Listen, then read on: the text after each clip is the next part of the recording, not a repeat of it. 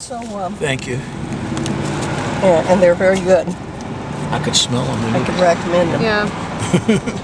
And anyway, to go back to the horses, my father knew that all of us wanted horses. All kids. It was the want horses. big, yeah, it was a big deal. So this was your dad? Mhm. So he got two horses. My grandfather. Okay.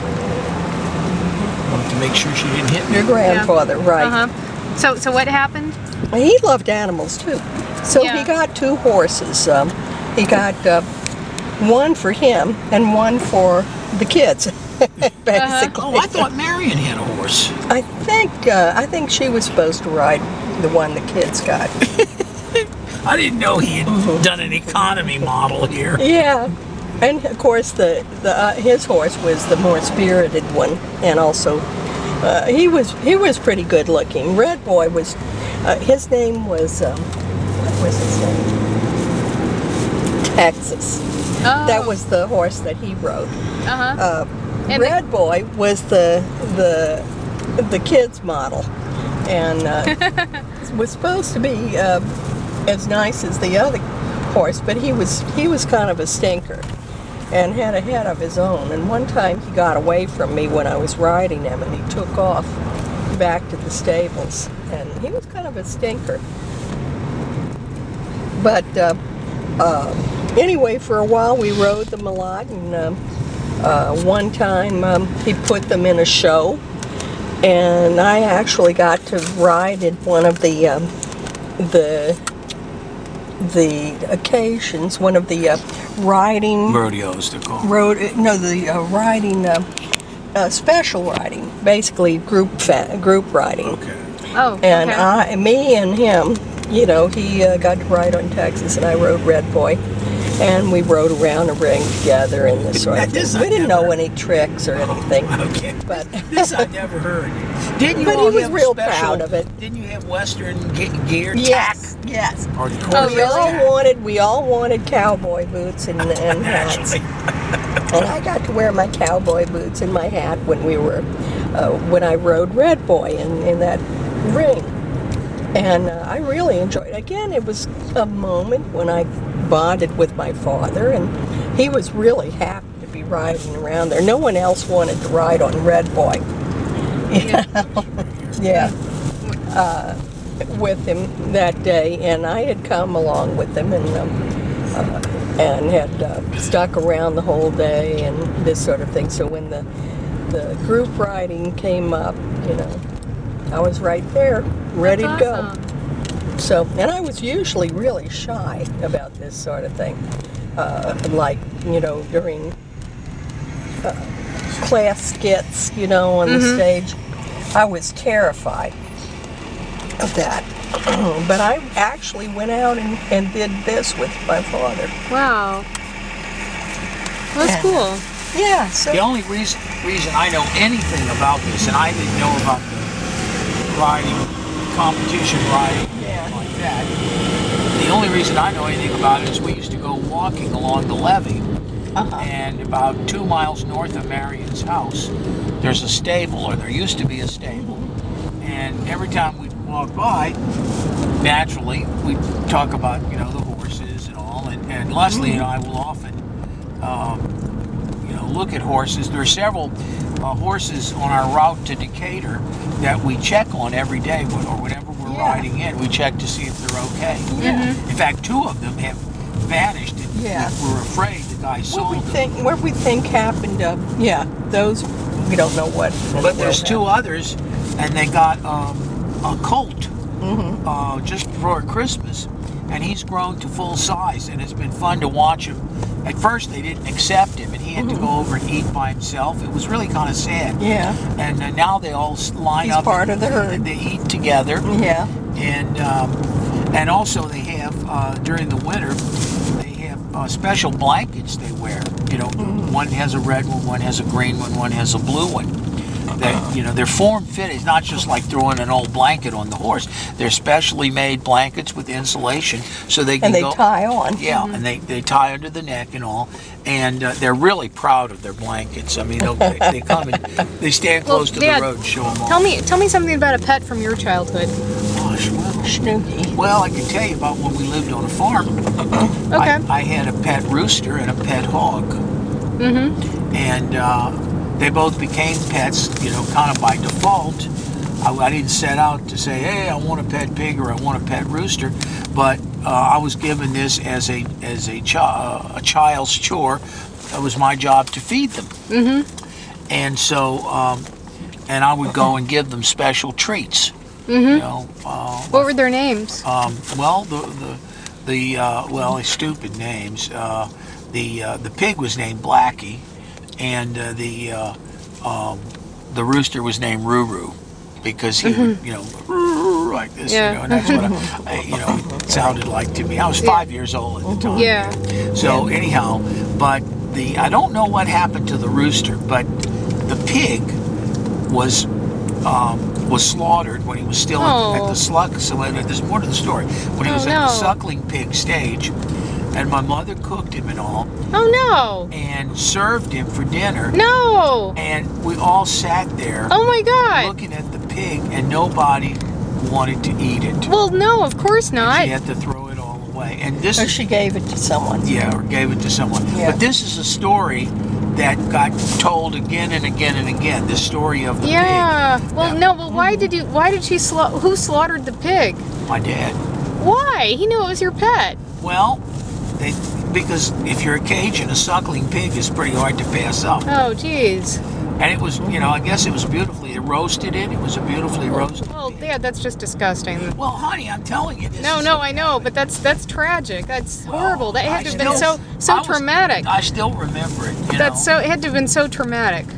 Well, I didn't fuss at them or throw a fit or anything. Yeah.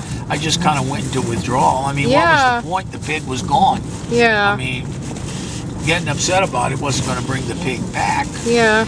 But His mom said, told me that he would say, "Oh, poor Blackie," or whatever, "Poor Blackie." You know, when everyone was sitting there, you know, trying to eat. Well, no, this didn't encourage people. They were trying to eat it, and I was there moaning over the pig. Yeah. And I don't remember all of the details, Gail. I was only 5 years old. I still remember feeding them. I had a horse, too, that would ride out into the cotton fields. Just an old horse, probably, you know. You remember what you called him? No. No. How old were you? 5. 5? And Well, I got to ride on some of the horses when you would interview some of the Amish families in Illinois. I enjoyed that. I'd be riding them bareback. I forgot about that. Yeah. I forgot you'd come with me. Yeah, it's for me. It was easy because I just have an intrinsic trust of most animals, and some people get freaked Gail, out. those animals are really pampered. They were so sweet. They were so sweet. No, I'm not saying that it was like, you know, it took a lot on my part to trust them, but they were. I mean, I didn't need a saddle or reins or anything. I just had to trust them. You know, all these. We see the Amish horses pretty often too, because they come into Sullivan, and they have a place back of the supermarket where they can tie. They have a railing for them to tie up the horses and their buggies. Yeah. And what's neat they'll too, wait there. is we'll fantasize at what they might be thinking or saying to one another. I predict it's 1,000 times more noble than any of the humans around them. You just know it. Well, you know that Jonathan Swift in Gulliver's Travels, the last section of the book deals with the Wynnums. The Wynnums, and that's horses. Yeah. That's what they called themselves because they whinny. They, of course, in his book, science fiction, of course, the Wynnums can talk, and they regard the human beings are called Yahoos, and that's where the term Yahoo comes from. Yeah. And when the Yahoos first appear in the book, they're engaged in throwing crap at one another. Yeah, they're terrible. And they're just absolutely you know. filthy, Yeah, seems like a disgusting. pretty accurate rendition of And humanity. A lot the of times, horses are very noble, and they sleep Yeah. on clean straw. Yeah. And you know, converse. They have philosophical discussions. It's really, Oh my God, he's like one of our kind. Then He had- yeah, oh, yeah, that a lot of- guy. And Yeah. they really came to respect him, Yeah. even though he was, human. Yeah. they accepted him, and then that's how the book ends. Yeah. Jonathan goes back to England. Well, know. he was going to become a Wenham. Yeah, he wanted to join up Yeah. with the horses, but he winds up going back to England. And the first time he goes home and sits down for dinner with his wife and children, he's totally disgusted by his own family. And that's how the book ends. He doesn't feel Yeah. like he belongs Yeah. anywhere anymore. And, Wow. he yearns to be back with his noble friends among the Wenhams. Yeah. That's right. It's been ages since I read that. Well, Forgot about all that. Swift has another famous item, which I used to teach, but the last couple of times I taught it, I don't think the students got it, or maybe Yeah. they hadn't read it, or both. Yeah. But it's called A Modest Proposal. Oh, Very yeah. famous piece. Yeah, no, And that when one. he proposes that to solve it was based, we would call it a protein problem today in Ireland, that the best way to do that was Yeah, to let the babies, especially ones that were bastard children or orphans, or but any baby you can get a hold of, and let them get to about a year old. And he describes, if you let it get for a year and a half old, it'll be juicier and fatter, Yeah. And he describes all this, and you roast the baby, and serve that. And then you That can was pay. his modest Yeah. You pay the family. I for think it. that's part of what I remember that, and I think that's part of what I was already a vegetarian off and on, but I think that's part of it. And then of course it was also powerful social commentary because it laid bare just how sick it is, the way that we marginalize each other. Yeah. And what the culmination of that kind of hierarchical thought would be. There are all kinds of jokes in Yeah. Swift's. Yeah, For it's example, really good. the second section of the first section, of course, he visits the Lilliputians, and they tie him up with thread and so forth, the little people. And then in the second section, he visits these scientists, and it's a big put down of. And he describes the scientists as being.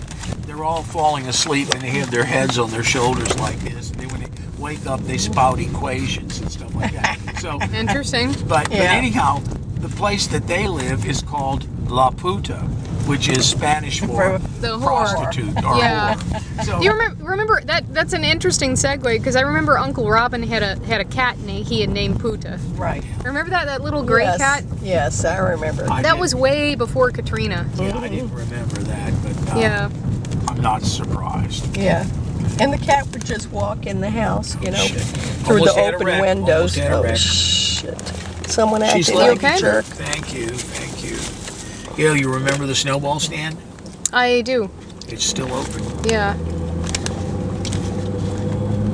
There it is. Looks like the same damn sign. I don't think they've painted it. No, I don't think they 30 have. years. Yeah. Same shack. Yeah. And I bet she makes a fortune off that thing. He had good snowballs, too. Gail, I can remember when these trees were planted. Really? When was that? Oh, I was probably, I don't know, 6th or 7th grade. Something like that. 6th or 7th Around grade. 10 or 11. Yeah. So it would have been in the mid 50s, Late 50s. late 50s. Yeah. Middle to late. Well, they're I overshot my turtle, so I'm going to look around here a little bit. Now, Gail, I don't want you to get upset, but when we stop to let you off, we got to go. We can't visit. yeah. Okay. No, I know. So, Yeah. Well, I mean that's been the plan most of the day. Any other stories you guys can think of from your childhood? Well, I hadn't finished with Kim. No, you hadn't. That's right. But then that was when Dad started Yeah. to back out of the Okay, place. let me Okay, yeah. retrace. The two friends were Nellie Prochnow and Kim Dallas. And actually, I was closer probably to Kim. We both loved horses. We pretended to be horses, or pretended that we had stick horses, and we'd, ride them around and this sort of thing. And anyway, and we would pretend that different parts of the neighborhood were parts of the galaxy, and we were traveling around to all these different places and exploring them and this kind of thing. Asshole. But anyway, excuse my French. Sorry. And anyway, it was really nice, and I was very close to them. Yeah. Doing Dan. That's cool. What? You have told me about their names, but I didn't know about the galaxy fantasy. Now, why do you like these science fiction movies about the galaxy? I've always liked science fiction. You know why I like science fiction? Yeah, I know you've always liked. Well, but I would read science fiction too. The reason would be when I was very young, and about the age where I would be, my mother was pushing the Bobbsey twins and Nancy Drew at me. Yeah. She raved over Carlton's collection of, well, first of all, the Hardy Boys, but also the Rick Brant series, which is about a young scientist with a father who's a scientist. And, she was trying to get him to go into science. Yeah, and he had a best friend who was a Marine. He had pretended to be older than he was and signed up for the Marines, and then, basically got released, at a certain point. And anyway, and Carlton raved over it, and my mother, said, "Oh my goodness, you read another one of those books." And guess what I wanted to read? Surprise, surprise. Not the Nancy Drew or the Bobbsey twins, but before that, well, I'll get back to that. But it was Rick Brant and all of his scientific discoveries and scientific things. I see him, Dan. But anyway, it was very exciting, and they went all over the world. Like, one of the adventures was in Tibet, one was in Washington, D.C., one was in the Polynesian Islands. So all sorts of different exciting places and things and scientific mysteries that they'd, work on or deal with. And anyway, so I got interested in that. And that was kind of science fiction. In fact, one of the times, for example, the one in Tibet, there was some smugglers smuggling stuff, and what they found out was that it was heavy water that had formed naturally in this cave in Tibet. And apparently it was water that could be used for fusion bonds. Yeah. H3O. Yeah. And anyway, it was, they were exciting and interesting and intriguing. But you also got interested in fantasy, too, because Carlton was interested and I first learned about the Hobbit books from Carlton and your mom. But that was later. That was when I was in my teens. It had to be later because that's when I met you. It was later. But the Hobbit books had already been out for a while, but I hadn't, particularly gotten into them, and I may have known about them. But those books cast a spell on you. I remember reading them when I was 14. Yeah, well, it's a whole. That's why the movies are so popular. Yeah. And you read the Lord of the Rings books too, didn't you? Or I read everything. Yeah. Yeah. And but anyway, to go on, that was the sort of thing that I thought was most interesting. I also loved, this was one my mother pushed at us that I did love and really latched on to, was the F.L. Baum books. Oh, the Oz Wizard books. of Oz. Yeah. But you see, Gail, this ties in with what I was telling you yesterday about Marion's interest in literature and books. So, that was one thing I forgot to tell you. When Leslie and I first got married, well, we only got married once, so after we, during the first days of our marriage, I should say, in first years, even when we moved out to the country and bought the farmhouse, your grandmother would send us, well, first of all, she gave me a subscription to Horizon magazine, and I still have all of them. They're not magazines in the normal sense. They're an actual bound, oversized, looks like a small newspaper size, but hardcover, and they're filled with articles on history and culture and art. You know, like the Impressionists, or maybe Chinese art, or Chinese scrolls, or things like that. Very, very artsy, very intellectual, and very well done. And then she also gave us some individual art books. You know, quite a few of them, and that's one of the reasons that I don't know how I inherited them, but I came across them just recently. They were in a box while I was sorting stuff. They're still in the living room. Well, I actually have some of her art books, Marion's art books.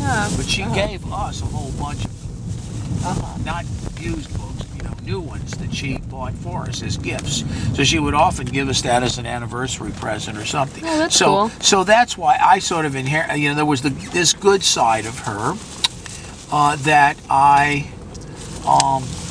you know, pretty much thought was good and cool, and was probably, when she wasn't, you know, running on alcoholic vapors, you know. And then, as I said, she was interested there, and she also would take us she did take us to a couple of plays. In the first, and I suspect if we had stayed in New Orleans, she would have. We would have been her cultural friends. We would have. That would have been our niche in her life. You know, we wouldn't have been drinking buddies so much. We might restaurants. She also knew that I really liked restaurants, and she and John got great pleasure. This is something I should have said earlier on. Of taking. I don't think they would take the other members out. I don't remember.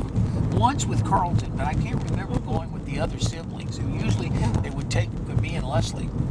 Even though I wasn't a sibling. This was a place that they had discovered. And if it was a restaurant that of course they may have taken the other people. They probably before. But we got a lot of special restaurant attention. And of course it was an excuse for them to go out, and Marion didn't have to cook. That's the cynical take on this. But they also really just got a real kick out of doing it. That's cool. And which worked to our benefit.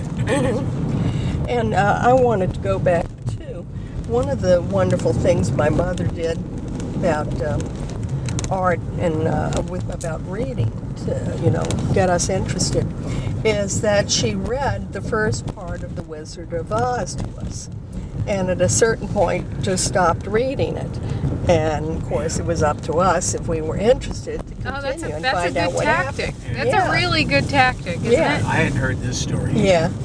And it worked with me. I went and I tried to figure out what was happening. I looked through the books, and they have beautiful pictures in them. And before I knew it, I was reading them. Those are all collector's items. Yeah, I know. They're all gone. Wonder who got them. I think the Symphony Book Fair got them. Yeah. It's kind of like my grandfather's pickup truck. Yeah. I never got it. I'd love to have that truck. I would have loved to have kept them, but my mother was neurotic about keeping things that you hadn't looked at for a couple of years. And so she insisted that I get rid of them. And anyway, but it was beautiful, and I really enjoyed that, and I think that's a wonderful gift she gave me. Wow. So that's there are some things that were really special about my mother and about my father. Also, although my mother was the most, she didn't say it, but my mother was most upset about us moving to Illinois. Marion was very supportive of that. She was. And I think she Really? She was glad you had gotten a job. was glad I and got a job. Gail, Yeah. you think it's tough to get a job now? It's nothing. I mean, Yeah. when I got my It's PhD, hard. It's hard. it was nothing. Just Yeah. nothing. Actually, Yeah. Stephen King mentioned that in his Just biography. nothing. Because Just he nothing. graduated with the exact same PhD at the exact same Yeah. time and couldn't find a Yeah. job anywhere. And Yeah. that's why a lot of people ask me, how do you wind up in Central Illinois? Because they offered me a tenure track job, and I didn't even take it. I turned it down. I've ever told you that. No. And because my advisor had said, don't take the job unless they offer you $10,000. And they offered me $95,000. And so Yeah. I didn't know what I was doing either. I said, I've been advised not to take this job at that salary level. Yeah. Yeah, So, yeah. so I thought, well, there goes. So they There didn't say goes one anything. job, yeah. And It's a when good thing that they came back Well, because when I was getting the others didn't pan out. Hey, you. road rage back there, I know. Yeah. I think it's the other vehicles. Yeah, I fighting think with so. one another. Yeah. But when I was getting ready to leave to come back to New Orleans, and Gail, I had to borrow money to buy a pair of something that I thought would be professorial looking, a navy blue blazer and gray slacks. Although I was still wearing mountain climbing shoes when I went up for the interview. Something that somebody pointed out to me a couple of years And they later. also pointed out to you that you didn't have socks that matched. Yeah. Yeah. Well, I didn't own any. So, But you said that Ning Ning was very supportive? yeah, it was supportive of me getting a job. Yeah. And now I can't remember. I'm going to take a wild guess. When we get out on veteran scale. Oh. Well, I'm going to shut down the camera for now, okay? Okay.